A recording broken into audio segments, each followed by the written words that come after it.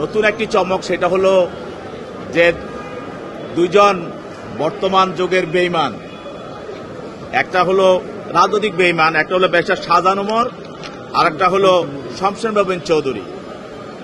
এই দুইজন শেষ পর্যন্ত এদেশের জনগণের সঙ্গে, এদেশের মানুষের সঙ্গে, মানুষের অধিকারের সঙ্গে, রাজ্যের সঙ্গে বেইমানি করে স্বৈরাচার ফ্যাসিস্ট হাসিনার সঙ্গে হাত মিলিয়েছে।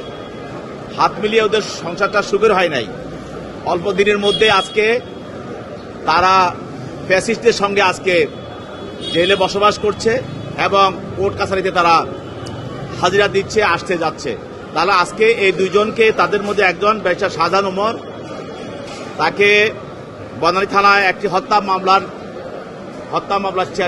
চেষ্টা মামলায় তাকে আজকে বিজ্ঞ আদালতে তদন্তকারী কর্মকর্তা উপস্থাপন করেন। এটাও বৈষম্যবিরোধী ছাত্র আন্দোলনের সময় এই হত্যা চেষ্টাটা করা হয়েছিল। ওই মামলা তাকে উপস্থাপন করে তাকে এই মামলায়, যেহেতু শেহজাহান নামী আসামি, তাকে এই মামলায় গ্রেপ্তার দেখানো হয়।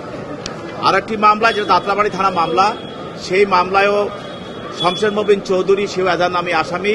এটা একটি হত্যা মামলা, বৈষম্যবিরোধী আন্দোলনের একটি হত্যা মামলা, তাকে এই মামলায় গ্রেপ্তার দেখানো হয়।